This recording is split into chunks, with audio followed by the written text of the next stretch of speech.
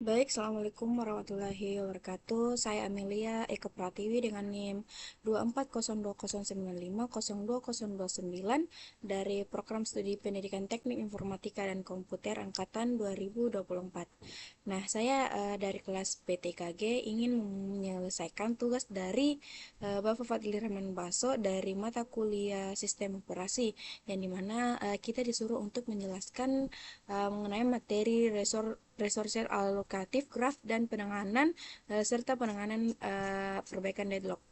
Nah, tanpa berlama-lama kita langsung saja membahas materinya.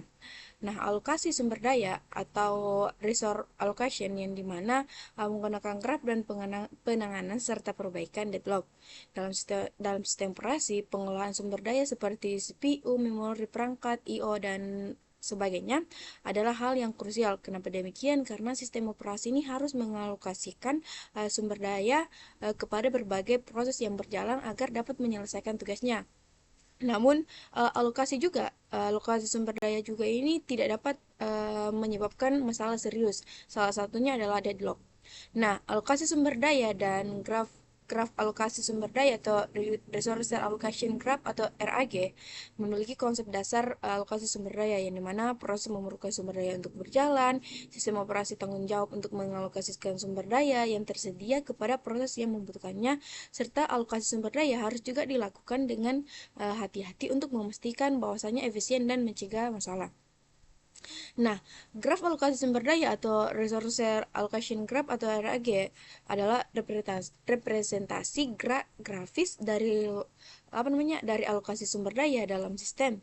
Nah, graf ini terdiri dari dua jenis mode, yaitu proses atau lingkaran yang dimana mempresentasikan setiap proses yang berjalan dalam sistem, dan juga ada sumber daya atau kotak yang mempresentasikan setiap jenis sumber daya yang tersedia dalam sistem. Nah, terdapat juga dua sesi EDG dalam graf, yaitu sesi permintaan dan sesi penugasan. Nah, sesi permintaan ini berarah dari proses ke sumber daya, sedangkan sesi penugasan adalah sesi yang berarah dari sumber daya ke proses.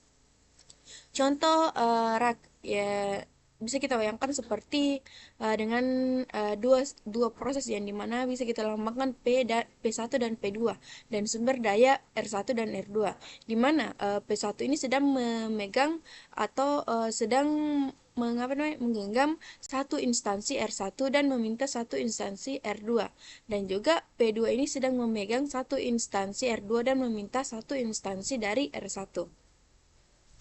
Nah, seperti kita ketahui, deadlock. Deadlock itu adalah suatu situasi di mana dua atau lebih proses saling menunggu sumber daya yang sedang dipegang oleh proses lain, sehingga tidak dapat ada proses yang dapat melanjutkan eksekusinya, di mana kondisi tersebut akan menyebabkan sistem menjadi macet dan tidak responsif.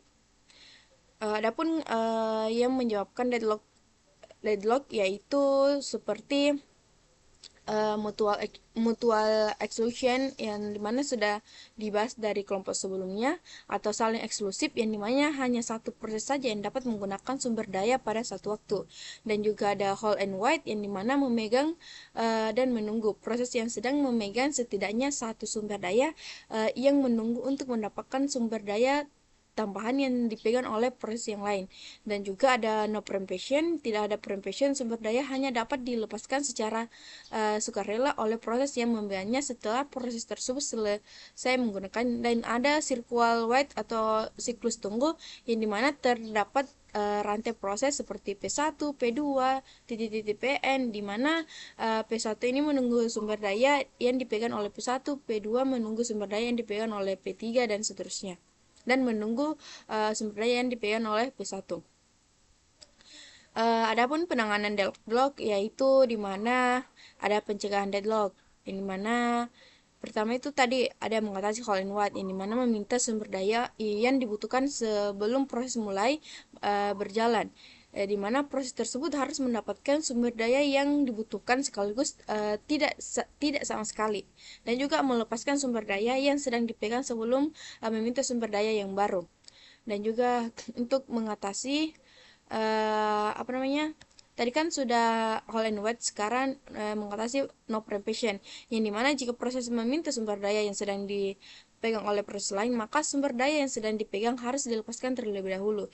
Jika proses yang diminta sumber daya sedang dipegang oleh proses lain, maka proses yang memegang sumber daya tersebut dapat diprem atau sumber dayanya diambil paksa. Dan yang ketiga ada mengatasi circular wide, yang dimana memberikan nomor urut pada setiap jenis sumber daya.